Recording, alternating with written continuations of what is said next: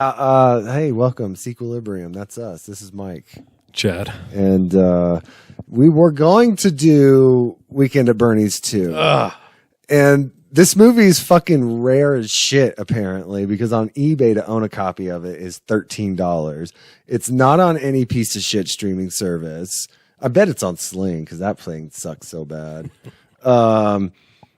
It was like to buy $8 on Amazon standard edition HD version because you got to have high def fucking Andrew McCarthy and Jonathan Silverman. I found the first one on Hulu.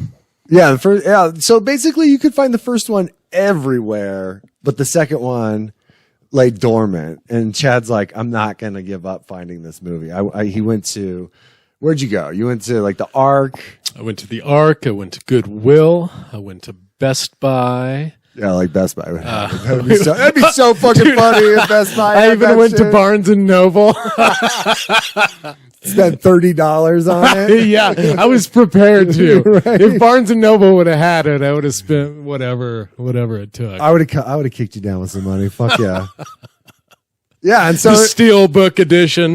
Weekend at Bernie's. God, with an extra 15 minutes of Bernie dancing the conga line. Just 15 minutes of Bernie in a conga line. That wasn't it. I hit up two other stores. Oh, Bazaar. Bazaar. Which is a great local vintage media place. Yeah. You can get tape decks there. Yeah. There was one other place. I'm forgetting it off the top of my head, though. I think 6 places. My daughter. Second and Charles. Second and Charles. There you go. Yeah, and that's another place I would have assumed to have it. If anywhere was going to have it, I thought it was going to be Second and Charles. So it was like the universe telling us, like, you guys aren't going to be doing this episode. No fucking way. Then Chad's going through a backpack full of CDs, not like a just plastic loose, bag from Kroger's. Exactly, just loose CDs in a backpack. Clanking around, scratching on each other like a fucking kid and play concert. And he sends me this picture of Weekend at Bernie's 2. He fucking had it this whole time. But this movie is like 20 plus years old and it's been in a loose bag, so you can only imagine what it looks like. Well, and I told you before, really the saddest part about that whole adventure is that I forced my 9-year-old daughter to go with me to 6 different stores to search for Weekend at Bernie's 2. She watched me on the ground, crawling around, looking at. Oh my God, very thorough. Yeah. And then like I said, I found the disc, brought it upstairs, just held it up to her face, took her a second to read it. She just shook her head, rolled her eyes, and walked away. This is the one that watched the first one with you, right? No. Okay. My 15-year-old watched it with me. So Chad had to endure Weekend at Bernie's to not reach full fulfillment. Yeah, it left you with blue balls.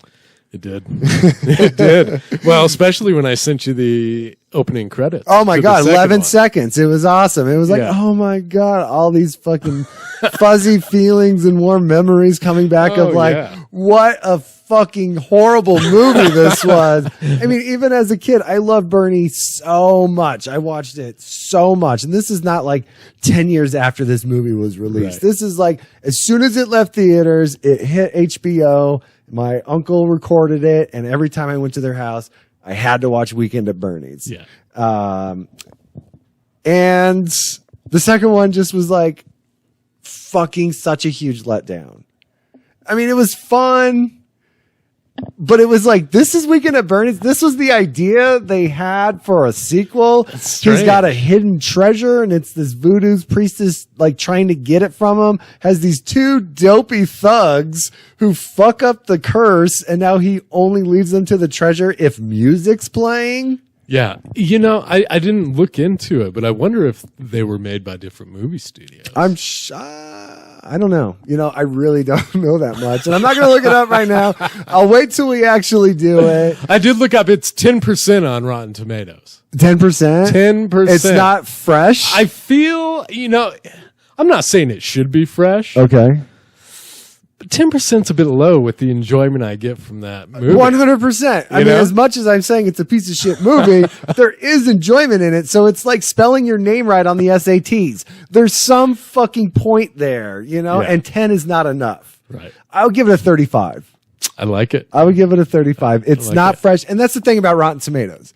That percentage is not the rating. It's the percentage of what, of how much you might enjoy it.